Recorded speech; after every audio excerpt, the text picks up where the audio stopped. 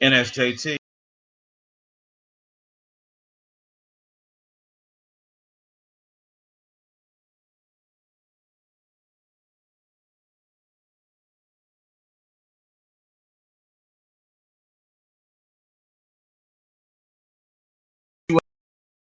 The morals and beliefs that you have. It is about living with ethics. It's about being strong for those who are weak. It's about leading the lost. It's about being more than just a man. It's about going beyond the realm of our own reality. It's about making your dreams come true. This is your moment to be who you were destined to be. Never forget that you were born with a purpose. Never forget that you were born to do something great. You belong to something greater. You belong to the almighty, powerful God, the Alpha and the Omega. You have to think about it like this. It takes 8 minutes for the light of the sun to hit the earth, which means that we live our lives 8 minutes in behind. The spirit of discernment allows you to see what is coming your way when you believe and have faith in the God that you belong to. Life has its ups and downs, but it's also amazing. You meet so many different people in this world. And when you meet people that believes as you do, it's important that you hold on to them. It is important that you stand with them. It's important that you love them for who they are, but you push them also to be something greater. It's about inspiring more than just yourself, but the world around you. Remember that who you are is defined by what you do. Now, I'm not going to play around. I'm not going to sugarcoat anything. There are those who steal blessings from those who are truly blessed, endowed with the gift of God. There are those who stand on the sideline pointing and laughing as you fall. But remember that you always have the strength to rise again if you have faith. If you have belief in yourself, there is no enemy that can destroy you. Because when you belong to God, you have no enemies. Because God says, revenge is mine. He says that he will defend you to the very end. He will protect you. Ecclesiastes says there's nothing new done underneath the sun that hasn't been done before. So that means that history is important to your life.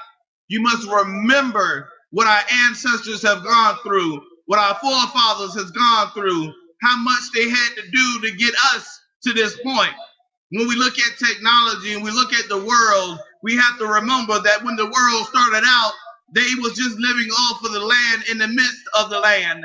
They had faith and hope in a God that will save them and redeem them and give them the blessings of great crops and food and all kinds of things. We have lost our faith in the 21st century.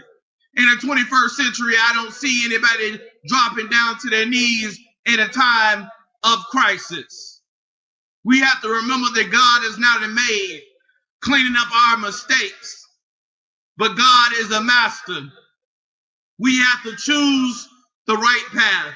We have to walk the right path. Destiny is not that far away as long as you keep your eye on the path that's before you.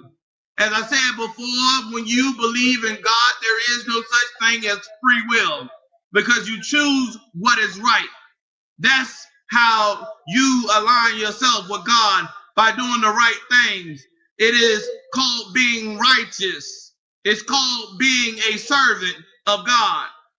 Some of us are children of God, which means that you rely on God for everything that you need. You believe in God, but you cannot see the Spirit of God moving, but He is. When you used to be a child, you would flick the light switch. You never knew that there was a light bill.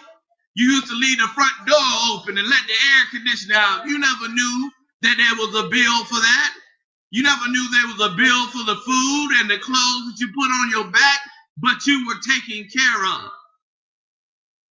It isn't also in Ecclesiastic when he says that the birds and the animals of the land do not worry about shelter or food, which means that as men, we don't have to worry about food and shelter.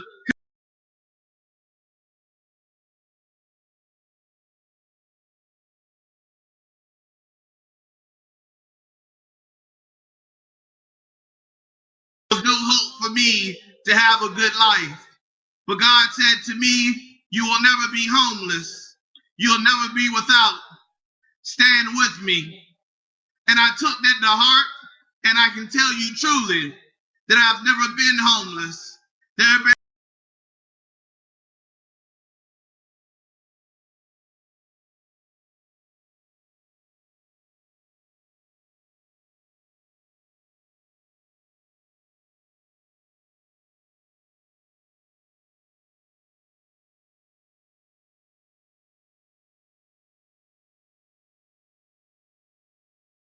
house and they accept you, that you do as they do. You act as they act. But you also remind them of the greatest gift they have, a connection with God. Now Jesus said that I come not to make peace, but to make war. So discord between father and son, mother and daughter, brother and sister, and friends as well.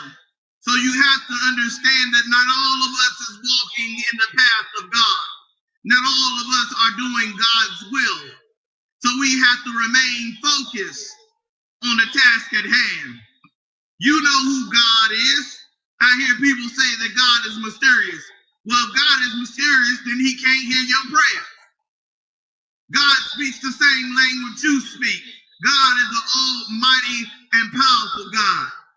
He knows what you need. There is only one prayer you're supposed to pray. That's our Father who art in heaven. Because the enemy is waiting to pounce on you. He uses all kinds of things to get to you.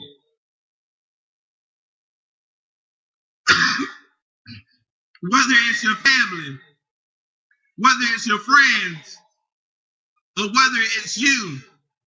Sometimes in our minds we have doubt whether we can achieve the dreams that we believe in. Sometimes we have doubt about how life is.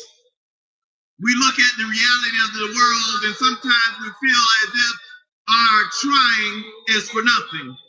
But what I want to tell you is victory is in your blood. Faith is in your DNA.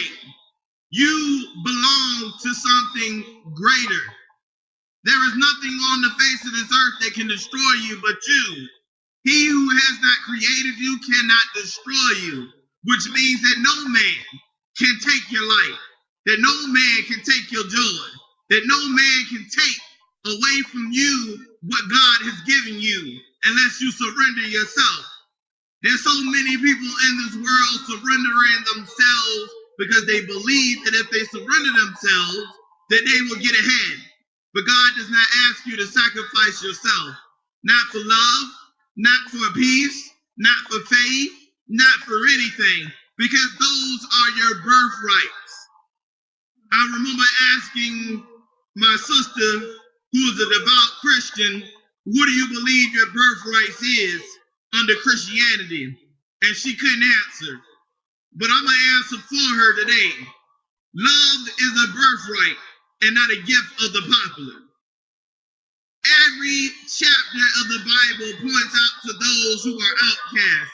So if you are an outcast in the midst of society, I want you to remember Moses was an outcast. David was an outcast. Solomon was an outcast. Jesus was an outcast. You have to understand that God has always chosen those who were not accepted by society, those who were not popular by society's standards. It is not easy to be an outcast because those who are outcasts are looked down upon. They have dollars and critics. But we must begin to push forward. This is chapter 1. the beginning of a new life.